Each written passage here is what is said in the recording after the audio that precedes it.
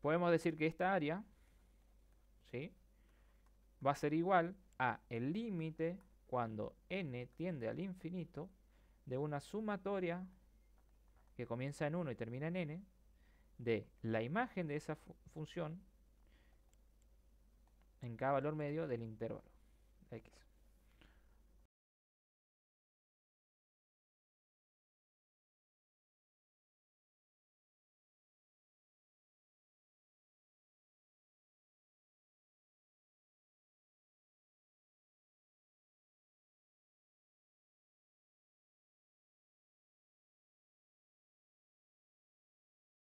Por ejemplo, ¿sí?, nosotros tenemos que el intervalo es AB. Delta x va a ser igual a b menos a sobre n, siendo n la cantidad de particiones. Cuando n tiende al infinito es como ir considerando líneas sobre líneas, ¿sí? Pero bueno, si nosotros consideramos esta, por ejemplo, ¿sí?, esto sería delta x, y ahí tendríamos la función evaluada en xk asterisco, ¿sí?, que sería, como les decía, el valor medio de este delta x. Esto sería xk asterisco. Y la función evaluada en ese punto sería f de xk asterisco.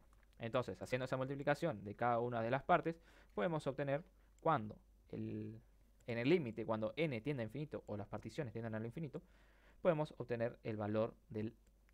Entonces, nosotros podemos decir que tenemos una función f de x en donde vamos a buscar entre a y b el área, ¿sí?, bajo esa curva, o el área encerrada entre la función y el eje de las abscisas.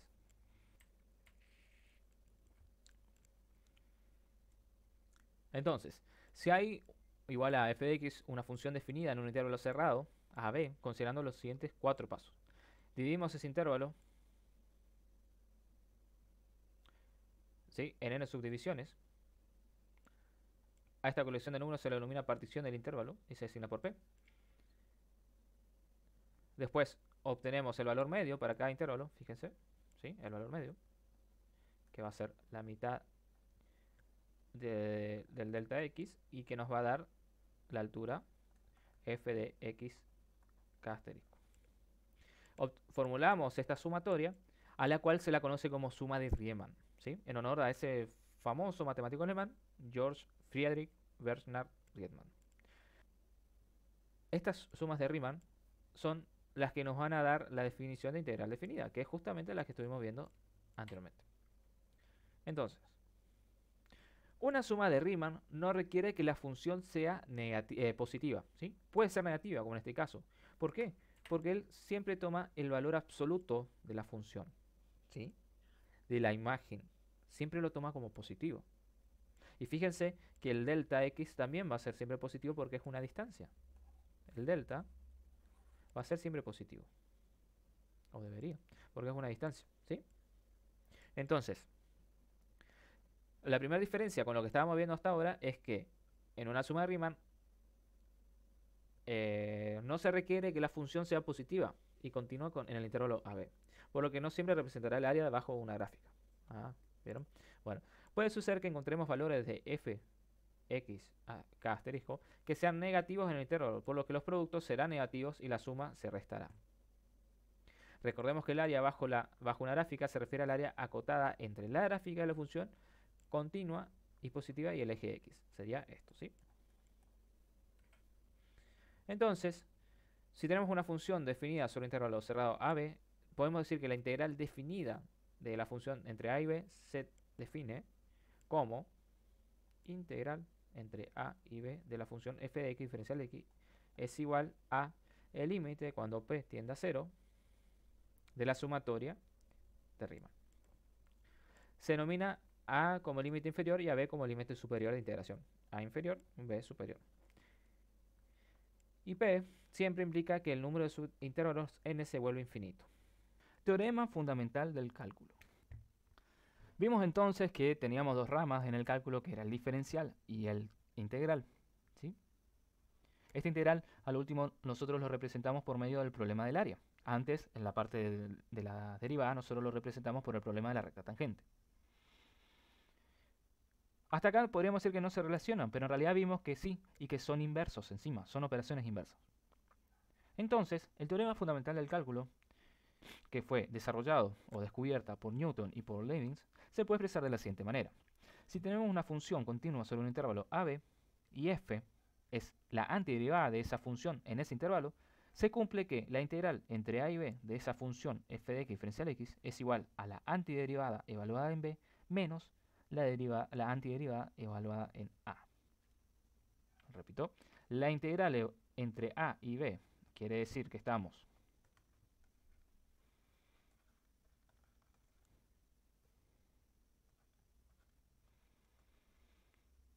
analizando qué ocurre en esta área, ¿sí? De f de x.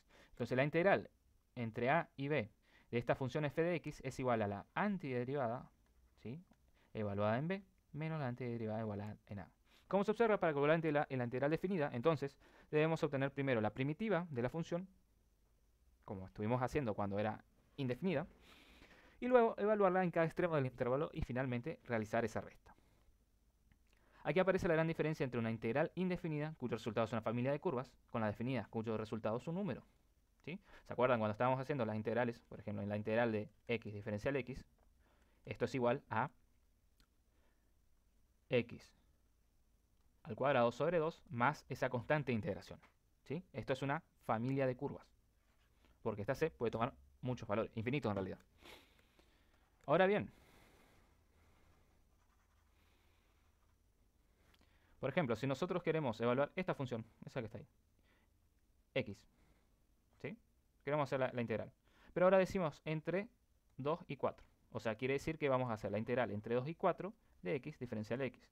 Sabemos que su primitiva es x al cuadrado sobre 2, pero la vamos a evaluar entre 2 y 4. ¿Sí? Eso quiere decir que va a ser igual a 4 al cuadrado, ¿sí?, sobre 2 menos 2 al cuadrado sobre 2. 4 por 4 es 16, sobre 2 es 8, menos 2 por 2 son 4, sobre 2 son 2. Por lo tanto, la integral nos queda igual a 6. ¿Está? Ese es el teorema fundamental del cálculo. Y ahí nos preguntamos, che, ¿qué pasa con esa constante de integración? ¿Por qué nos da solamente un resultado, un número, y no un más c acá? Bueno, analicemos. Cuando hacemos este procedimiento que acabamos de ver acá, ¿sí?, de analizar qué pasa en el extremo superior e inferior del intervalo que estamos analizando, por ejemplo, 2 y 4, nosotros hacemos la antiderivada en b más esa constante c menos la antiderivada en a más esa constante c. O sea, nos queda f de b más c menos f de a menos c. Más menos c se cancela y por lo tanto nos quedan solamente las antiderivadas evaluadas en los extremos de ese intervalo. En el ejemplo, 4 y 2. Bueno, analicemos la integral definida, ¿sí?, para esta función, x al cuadrado más 2x más 1, menos 1. Analizamos su gráfica. Vamos a ver que se trata simplemente de una parábola que por su término más 2x va a ser un poco más achatada, ¿sí? Y bueno, y se desplaza menos 1 verticalmente. Entonces, ¿cómo hacemos para resolver esta función? De la misma manera que estuvimos haciendo anteriormente, ¿sí? Podemos dividir esta integral, ¿sí?, separándola por términos, y ahí obtenemos la antiderivada para cada término. Fíjense, x al cuadrado ya sabemos que es x al cubo sobre 3, o un tercio de x al cuadrado. X es x al cuadrado sobre 2 multiplicado por 2, nos va a quedar x al cuadrado, y menos 1 que directamente va a ser menos x. Todo esto tenemos que evaluar entre 4 y menos 2. ¿Sí? Entonces acá nosotros evaluamos f en 4, la antiderivada, y acá evaluamos en f en menos 2. Hacemos esta resta, ¿sí?, y nos da como resultado 30. Propiedades de la integral definida. Igualdad de límites. Si a está en el dominio de f, entonces, si nosotros analizamos la integral definida de a hasta a de esta función, indudablemente va a ser igual a 0, porque estamos queriendo decir que estamos sacando el área en un mismo punto, ¿sí? Inversión de límites. Si la función es integrable sobre a y b, entonces sabemos que la integral de a hasta b de la función f de x diferencial x va a ser igual a menos la integral de b hasta a. ¿Por qué? Y porque, por ejemplo, en este ejemplo que hicimos acá, si nosotros en vez de hacer la integral de 2 4 de x diferencial de x, hacemos la integral de 4 hasta 2 de x diferencial de x, nos quedaría, evaluándolo, x al cuadrado sobre 2 de 4 hasta 2. Eso quiere decir que va a ser 2 al cuadrado sobre 2 menos 4 al cuadrado sobre 2. O sea que es 4 sobre 2, que es 2, menos 16 sobre 2, que es 8. Entonces nos queda 2 menos 8 igual a menos 6. Por lo tanto, si invertimos los límites, ¿sí? Fíjense que este pasa para allá y este pasa para allá, la integral va a ser la opuesta. Producto de constante. Lo mismo. La integral sigue siendo la misma, es un operador lineal. Entonces, si tenemos k, podemos sacar afuera la constante. Si tenemos una suma o una resta, podemos hacer la suma o la resta de las integrales. ¿Sí? Y también, esto es interesante, nosotros podemos hacer lo siguiente. Si f es una función integrable sobre un intervalo cerrado que contiene a los números a y b, y además existe un punto c interior al mismo, o sea, a y b nos dan el intervalo. ¿Sí? Y c está incluido, ¿sí? C está incluido o pertenece a este intervalo AB. Por ejemplo, si nuestros extremos son 2 y 6, ¿sí? Nosotros podemos hacer de 2 a 4 y de 4 a 6. Va a ser lo mismo. Entonces tenemos una función f de x y tenemos 2 a 6. Nosotros podemos sacar la integral de 2 a 4 y después sumarla de 4 a 6. Va a ser lo mismo que hacer de 2 a 6 directamente.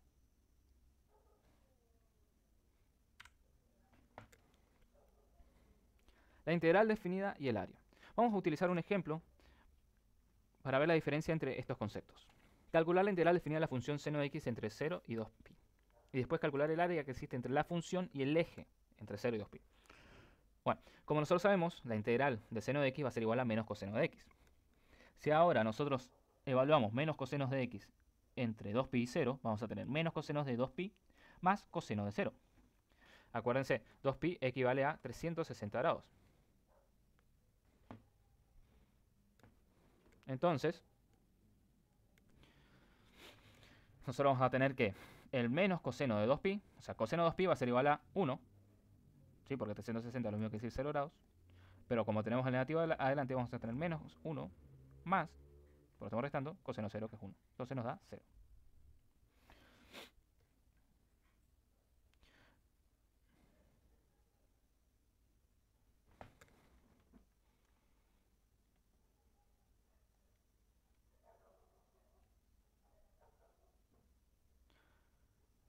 Como vemos acá en el gráfico, la función tiene una parte positiva y negativa, que encima son simétricas. Por lo tanto, cuando aplicamos el teorema fundamental del cálculo, o sea, cuando hacemos f de b menos f de a, ¿sí? Al ser iguales y opuestos, se anula. Ahora, si nosotros queremos sacar el área que existe, que nos genera esa función con respecto al eje de las abscisas, ¿sí? Nosotros tendríamos que tomar una parte, la parte negativa, ¿sí? Como valor absoluto. Fíjense. Fíjense, entonces si necesitamos sacar el área, que está encerrada entre la función y el eje x, nosotros hacemos la integral entre 0 y pi de seno de x diferencial de x más el valor absoluto de la integral entre pi y 2pi del seno de x 2x. Fíjense, acá tenemos 0, pi, 2pi. Esta es la parte que es negativa. Entonces es la parte donde nosotros tenemos que tomar el valor absoluto. ¿Sí? Bueno, ahí resolvemos todo y nos queda menos 1 más 1, o sea, 2, más menos 1 menos 1, valor absoluto, 2. O sea que el área que queda encerrada entre la función seno de x desde 0 a 2pi es igual a 4 unidades de área. Por lo tanto, si nosotros queremos sacar el área que encierra la gráfica con el eje x, lo que tenemos que hacer es analizar si hay alguna parte que está por debajo del 0, ¿sí? En las ordenadas, o sea, o en las negativas. Si ese es el caso, para esa parte nosotros tenemos que tomar el valor absoluto. Simplemente es eso. ¿Cómo lo podemos hacer? Podemos graficar la función o también, dentro del intervalo, obtener las raíces de la función, ¿sí? Y analizar, haciendo tomando un punto entre estos intervalos, ¿sí? En el dominio, y viendo si es positivo o negativo. Y ahí nosotros podemos analizar si este intervalo es negativo en este caso, este intervalo es positivo y este también, ¿sí? Entonces, identificamos los sectores en que la función es positiva o negativa, ya sea en forma gráfica o analítica. De nuevo, la forma analítica sería obtener las raíces. Una vez que obtengo las raíces, yo puedo decir, bueno, de a la raíz 1, ¿sí?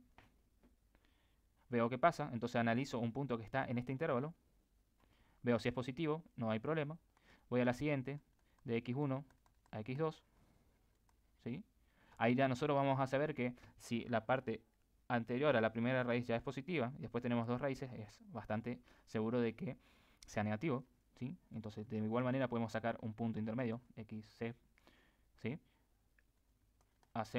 Evaluamos la función en ese punto y nos va a dar que va a ser negativo. Entonces sabemos que ese es el intervalo negativo. Y después lo que queda del intervalo total, que sería x2 a el punto B. Bueno, armamos integrales cuyos extremos de integración sean el comienzo y el fin de cada sector. Fíjense, acá en este ejemplo pusimos de 0 a pi más la integral en valor absoluto de pi a 2pi. Porque nuestro intervalo de integración era de 0 a 2pi.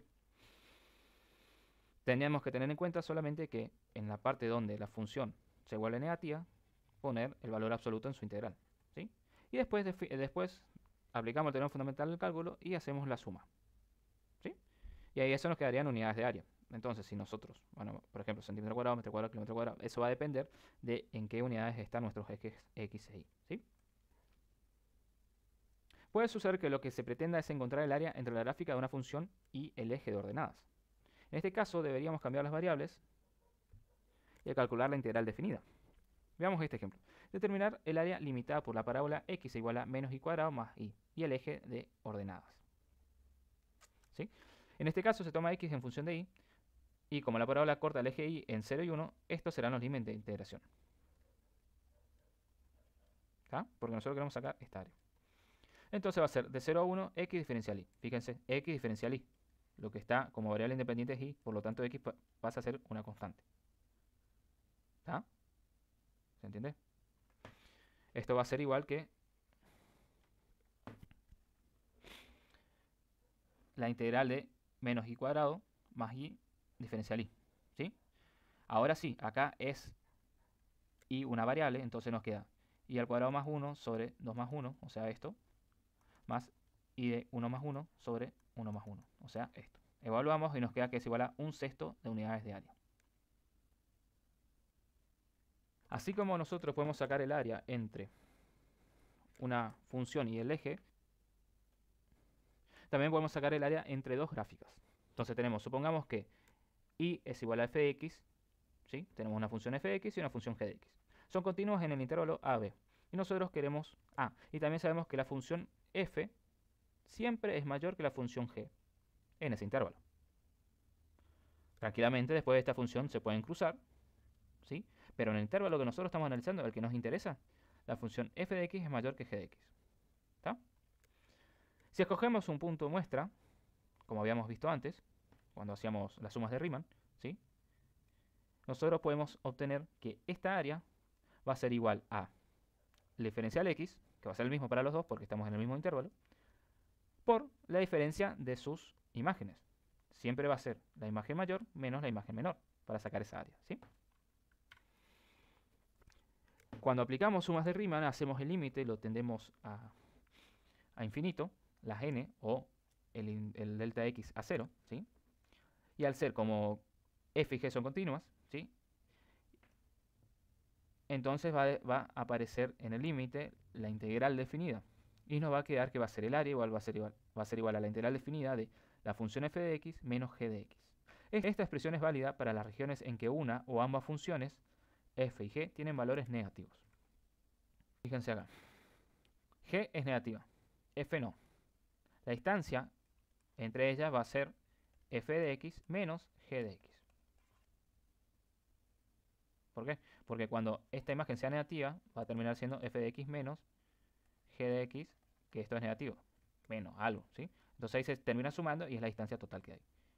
Ahora, en cambio, si las dos son negativas, f de x va a tener que ser la menos negativa de las dos. ¿sí? Entonces nos va a quedar menos f de x menos g de x, ¿sí? Entonces lo que se trata de hacer es siempre que f de x sea o lo menos negativo o, en cuyo caso, el más positivo. La expresión, como bien decía, no es válida cuando en el intervalo las gráficas se cruzan, ¿sí? O sea, la expresión que vimos hasta ahora es siempre que f de x sea más positivo que g de x o menos negativo en el caso de que los dos sean negativos. No cuando se crucen, como en este ejemplo. Entonces, para no equivocarnos, siempre que tengamos que calcular el área, consideraremos la diferencia entre la gráfica superior y la inferior. Entonces, el área va a ser igual a la integral definida en el intervalo de la gráfica superior menos la gráfica inferior por ese diferencial. Si estamos analizando en el eje Y, ¿sí? En el eje de las ordenadas, si por algún motivo nosotros queremos obtener, tenemos dos funciones y queremos obtener el área que se genera entre esas dos funciones, pero en Y, ¿sí? Vamos a considerar como área igual a la integral definida entre A y B de la gráfica más hacia la derecha, o la más positiva, menos la gráfica de la izquierda, o la más negativa. Por ejemplo, encontrar el área de la región acotada por las gráficas sobre el intervalo menos 4, 2.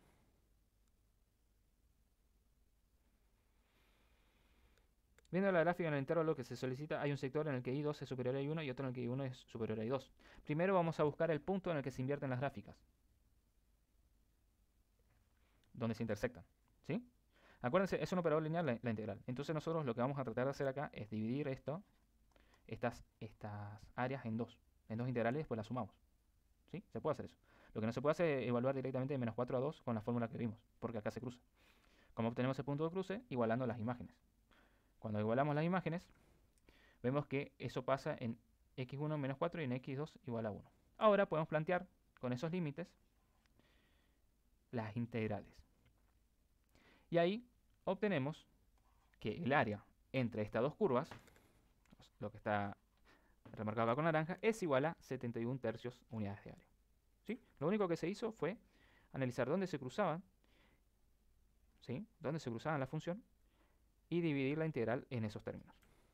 Por ejemplo, si nosotros necesitamos sacar esta área, el área va a ser igual a la suma del área 1 más el área 2 más el área 3, ¿sí?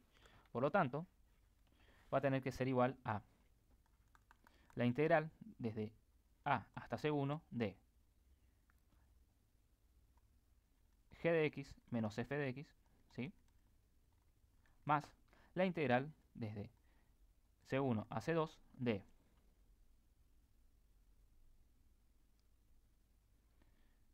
fíjense acá tendríamos que invertir. Siempre va la mayor arriba. Entonces sería acá en este caso f de x menos g de x más la integral de C2 hasta B de nuevamente g de x menos f de x. Siempre diferencial x, ¿no? Bueno.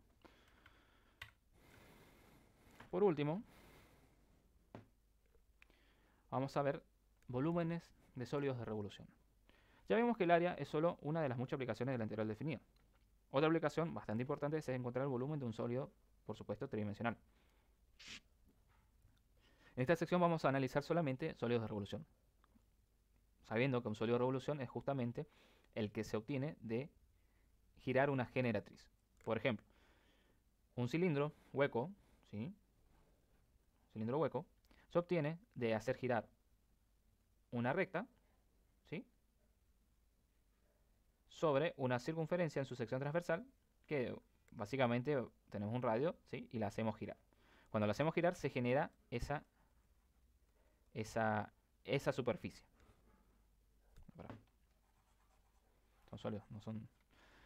Entonces vamos a ver acá sólidos de revolución. Los sólidos de revolución son cuando se gira en una región plana alrededor de una recta. El sólido resultante es un sólido de revolución y la recta recibe el nombre de eje de revolución. Por ejemplo, el sólido de revolución más sencillo que podemos ver es la de un cilindro circular, recto o disco, ¿sí?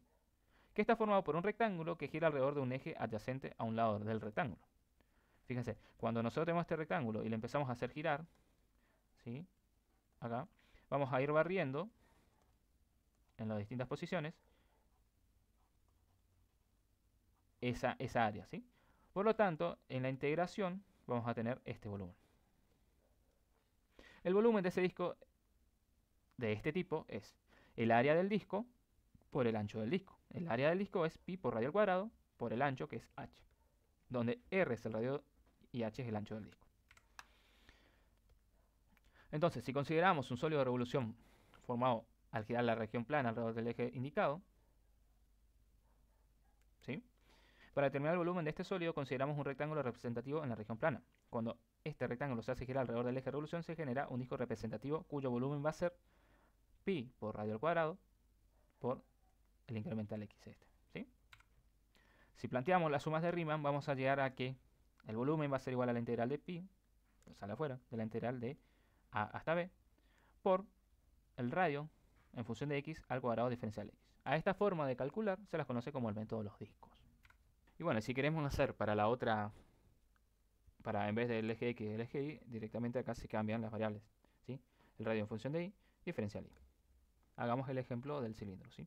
Como nosotros sabemos el cilindro, el volumen del cilindro, nosotros sabemos que es el área, ¿sí? Multiplicado por la altura, por h, ¿sí?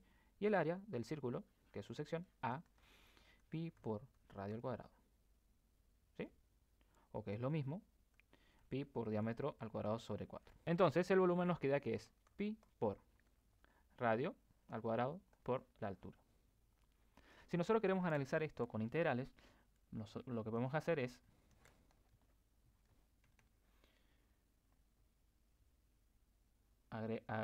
analizar, ¿sí? ¿Qué ocurre cuando le hacemos girar a una sección alrededor del eje X, por ejemplo, ¿sí? Que va a estar dada por esta superficie plana. Esta superficie plana va a ser en X la altura, ¿sí? Y en Y va a ser igual al radio. ¿Se entiende? Entonces, cuando le hacemos girar con respecto al eje X, vamos a obtener ese volumen. El radio, en función de X, ¿a qué es igual? Es igual a una constante. Podemos darles números. Nosotros podemos decir, bueno, de radio tenemos 2 y de altura 3, ¿sí?